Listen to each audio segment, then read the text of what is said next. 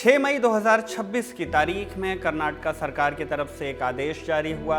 बताया गया कि सीनियर आईपीएस अफसर डॉक्टर के रामचंद्र राव का सस्पेंशन तत्काल प्रभाव से खत्म कर director general of police manual के पद पर उन्हें बहाल किया जाता है। यह खबर आईपीएस के रामचंद्र राव की कहानी का दूसरा हिस्सा है। पहला हिस्सा आया था ठीक 107 दिन पहले, तब जब सोशल मीडिया पर एक वीडियो वायरल हुआ। वीडियो जिसमें एक पुलिस अफसर वर्दी पहने हुए अपने दफ्तर में बैठे हैं और एक महिला के साथ आपत्तिजनक स्थिति में दिख रहे हैं। वीडियो वायरल हुआ तो सवाल उठा कि ये हैं कौन। दावा किया गया कि इस वीडियो में दिख रहे शख्स हैं कर्नाटक पुलिस के director general of police civil rights enforcement वाले के रामचंद्र राव, वो अफसर जिन्हें कभी सूबे के गवर्नर से the great son of India award मिला, जिन्हें कभी सूबे के कमजोर वर्गों के अधिकारों की रक्षा की जिम्मेदारी सौंपी गई, तो कभी सूबे की पुलिस के housing and infrastructure development corporation की कमान दी गई। वो अफसर जिनकी सौतेली बेटी ने कभी कन्नड़ तो कभी तमिल सिनेमा में अपनी एक्टिंग से खूब नाम कमाया, तो कभी 12 करोड़ की गोल्ड स्मगलिंग केस में पकड़ी गई। वही रामचंद्र राव जिन्हें इस वीडियो के वायरल होने के बाद तत्काल प्रभाव से निलंबित कर दिया गया था, लेकिन अब दोबारा से कर दिया गया है बहाल। तो क्या जिस वजह से निलंबन हुआ मुद्दा सुलझ गया? क्या रामचंद्र राव दोषमुक्त हो गए? अगर हाँ तो कैसे, और अगर नहीं तो फिर किस कंडीशन पर सरकार ने उन्हें सेवा में बहाल कर दिया, वो भी उनके रिटायरमेंट के महज कुछ हफ्तों पहले? क्या है इन सवालों के जवाब, जानेंगे इस वीडियो में। नमस्ते, मेरा नाम शुभम है और आप देख रहे हैं खबर गांव का नौकरशाही से जुड़ा शो लाल बत्ती।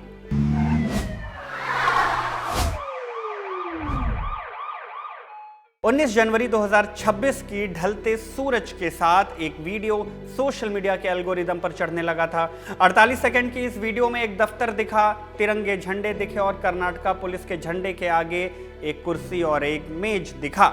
चक्के वाली इस कुर्सी पर एक शख्स विराजमान है जो किसी महिला के साथ दिख रहे हैं, वो भी आपत्तिजनक स्थिति में।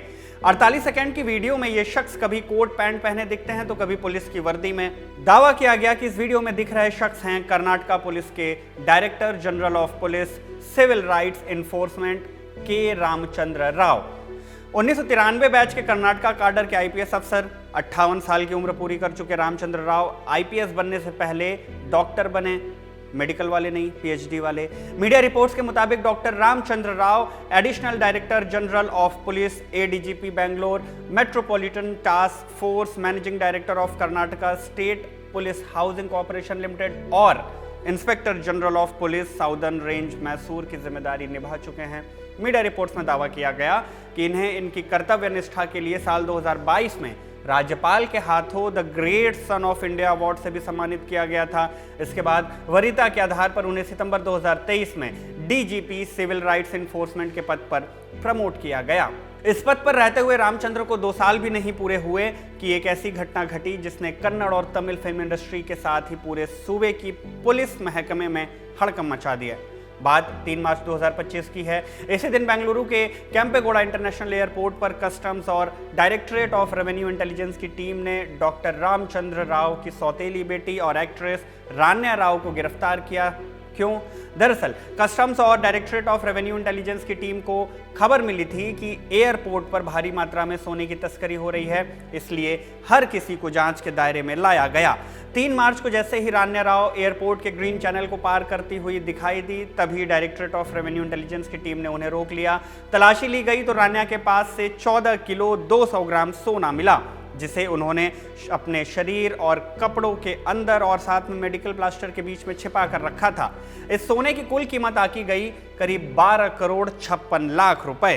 तस्करी के इस आरोप में रान्या को गिरफ्तार किया गया और जेल भेज दिया गया। जांच एजेंसियों ने आरोप लगाया था कि ये कोई एक बार की घटना नहीं थी, बल्कि गोल्ड स्मगलिंग नेटवर्क का हिस्सा था और रान्या कई बार दुबई से आना जाना कर रही थी। ईडी और डीआरआई की जांच में दावा किया गया कि नेटवर्क ने 100 किलो से भी ज्यादा का सोना भारत में पहुंचाया है। इसके बाद रान्या को conservation of foreign exchange and prevention of smuggling activities act के तहत प्रिवेंटिव डिटेंशन में रखा गया। अप्रैल 2026 में उनकी 1 साल की COFE पौषा डिटेंशन अवधि खत्म हुई। इसके बाद रान्या जेल से बाहर आ गई। इस पूरे मामले में भी रामचंद्र राव का नाम खूब सुर्खियों में रहा था, क्योंकि आरोप लगे थे कि रानिया राव के पास एयरपोर्ट पर प्रोटोकॉल था, क्योंकि वो डीजीपी की सौतेली बेटी हैं और ऐसा करने के लिए ऊपर से आदेश भी आए थे। इसके अलावा रामचंद्र राव का नाम एक और बड़े कांड से जुड़ता है, हवाला कांड से जोड़ा गया। मार्च 2025 में इंडिया टुडे में पब्लिश हुई नागार्जुन द्वारकनाथ की रिपोर्ट बताती है कि साल 2014 में जब रामचंद्र राव मैसूर के साउदर्न रेंज के पुलिस महानिरीक्षक यानी आईजीपी थे, तब वो एक बड़े हवाला कांड के विवाद में फंस गए थे। रिपोर्ट के मुताबिक पुलिस ने एक बस से 20 लाख हवाला की नकदी बरामद की थी, लेकिन बाद में केरल के कारोबारी ने आरोप लगाया कि पुलिस ने इससे कई अधिक रकम हड़प ली। कारोबारी ने शिकायत दर्ज कराई कि मैसूर के येलवल इलाके में केरल जा रही एक बस से 2 करोड़ 7 लाख रुपए की लूट की गई। कारोबारी के आरोपों के बाद क्राइम इन्वेस्टिगेशन डिपार्टमेंट ने इस पूरे आरोप की जांच की जिम्मेदारी उठाई और रामचंद्र राव के पर्सनल गनमैन को भी गिरफ्तार किया था। इसके बाद रामचंद्र राव को आईजीपी के पद से हटा दिया गया और उन्हें मुख्यालय में अटैच कर दिया गया था, लेकिन विवादों पर पूर्ण विराम यहां भी नहीं लगा। इस घटना के 2 साल बाद रामचंद्र राव एक बार फिर से विवादों में आए। दरअसल पुलिस ने धर्मराज और गंगाधर चड़चाना नाम के 2 गैंगस्टर का एनकाउंटर किया था। आरोप लगे थे कि ये एक फर्जी एनकाउंटर था। इस सिलसिले में सीआईडी ने 2 आईपीएस अफसरों को तब तलब भी किया, जिसमें रामचंद्र राव भी शामिल थे। इंडिया टुडे की रिपोर्ट के मुताबिक तब भी रामचंद्र राव ने दावा किया था कि उन्हें इस पूरे मामले की कोई जानकारी नहीं थी। बहरहाल आरोपों से पल्ला झाड़ने का काम रामचंद्र राव ने तब भी किया जब सोशल मीडिया पर यह वीडियो वायरल हुआ। दावे के मुताबिक उन्होंने दफ्तर में महिला के साथ गलत व्यवहार किया, लेकिन रामचंद्र राव उसे सिरे से नकारते रहे। टाइम्स ऑफ इंडिया की रिपोर्ट के मुताबिक वीडियो वायरल होने के बाद जब विवाद बढ़ा तो रामचंद्र राव ने कर्नाटका के गृह मंत्री जी परमेश्वर से मुलाकात करने की कोशिश की, लेकिन ये बैठक हो नहीं पाई। इसके बाद रामचंद्र राव ने गृह मंत्री के आवास के बाहर पत्रकारों से बात की, वीडियो को मॉर्फ्ड माने एडिटेड बताया और ये भी आशंका जताई कि मैं खुद सोच रहा हूं कि ये कैसे और कब हुआ और ये किसने किया। इस दौर में कुछ भी हो सकता है, मुझे इसके बारे में कोई भी जानकारी नहीं है। हालांकि रामचंद्र राव को इतना शक जरूर है कि ये वीडियो कब की हो सकती है, क्योंकि जब पत्रकारों ने उनसे वीडियो के बारे में सवाल पूछा तो उन्होंने कहा कि ये वीडियो पुराना है और करीब 7-8 साल पहले की घटना हो सकती है, संभवतः तब जब वो बेलगावी में पोस्टेड थे। टाइम्स ऑफ इंडिया की रिपोर्ट के मुताबिक रामचंद्र राव कर्नाटक के गृह मंत्री से मिलकर उन्हें समझाना चाहते थे कि ये सब दावे झूठे हैं और इस मॉर्फ वीडियो से उन्हें बदनाम करने की कोशिश की जा रही है। हालांकि कर्नाटक की महिला एवं बाल विकास मंत्री लक्ष्मी हेब्बालकर ने तब कहा था कि अगर किसी भी तरह की गड़बड़ी पाई जाती है तो सरकार कार्रवाई करेगी बिना किसी रहम के, फिर चाहे अधिकारी कितना भी सीनियर क्यों ना हो। मुख्यमंत्री सिद्धारमैया का भी बयान इस मामले में आया था। उन्होंने कहा था कि अगर रामचंद्र दोषी पाए जाते हैं तो कड़ी कार्रवाई की जाएगी और पूरे मामले की जांच कराई जाएगी, चाहे पुलिस अधिकारी कितना भी सीनियर क्यों ना हो, वो कानून से ऊपर नहीं है। उन दिनों इस वीडियो को लेकर राजनीति भी खूब हुई थी। कर्नाटक बीजेपी विधायक और पूर्व मंत्री एस सुरेश कुमार ने रामचंद्र के इस कथित वीडियो को लेकर पुलिस विभाग के कार्यशाली को ही कटघरे में खड़ा कर दिया था। टाइम्स ऑफ इंडिया की रिपोर्ट के मुताबिक उन्होंने कहा कि राव के इस काम से पूरे पुलिस विभाग की छवि खराब हुई है। वर्दी पहनकर और अपने ही दफ्तर में इस तरह का व्यवहार करने से लोगों का पुलिस पर भरोसा कम होता है और वो पूरे विभाग को शक की नज़र से देखने लगते हैं।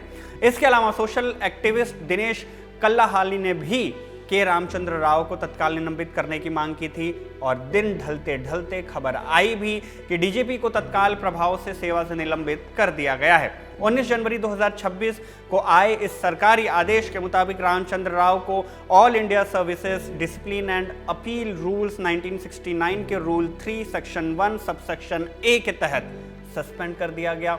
ये नियम सरकार को किसी आईएएस आईपीएस अधिकारी को सस्पेंड करने की शक्ति देता है। कब? जब सरकार को लगता हो कि अधिकारी के खिलाफ गंभीर आरोप हैं, विभागीय जांच जरूरी है या अधिकारी को पद पर रहने देना जांच को प्रभावित कर सकता है। ऐसा ही हुआ भी।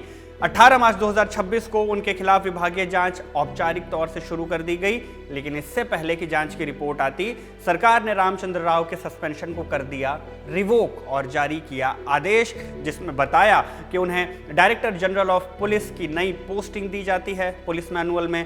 कब तक? जब तक अगला आदेश ना आ जाए। लेकिन इस पोस्ट में एक पेज भी है।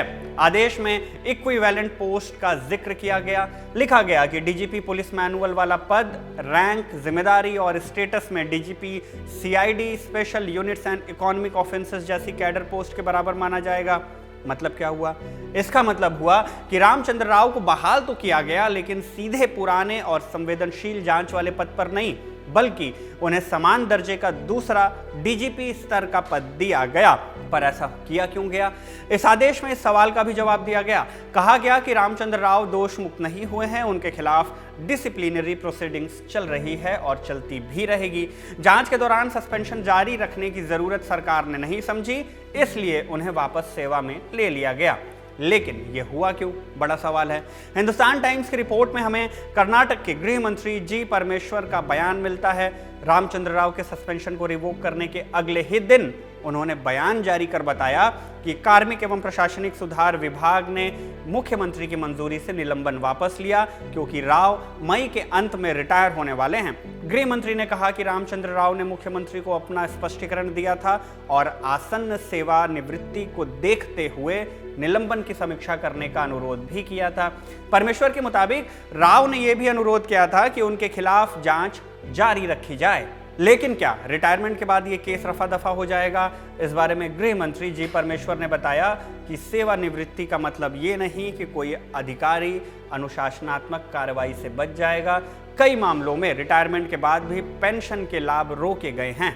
खैर, 30 मई को रामचंद्र राव आईपीएस की सेवा से रिटायर होने वाले हैं। अब देखने वाली बात यह होगी कि मार्च में शुरू हुई विभागीय जांच कब खत्म होती है और क्या उससे पहले जांच पूरी होती है या नहीं, और रामचंद्र राव पर लगे आरोप सिद्ध होंगे या नहीं। इस बारे में जो भी अपडेट होगी आप तक जरूर पहुंचाई जाएगी। फिलहाल इस वीडियो में इतना ही।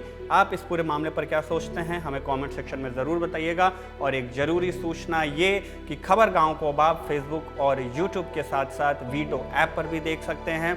खैर, हम अपनी बात यहीं ख़त्म करते हैं। इस वीडियो को शूट किया हमारे साथी अयान ने। मेरा नाम शुभम है। आप देखते रहिए खबर गांव।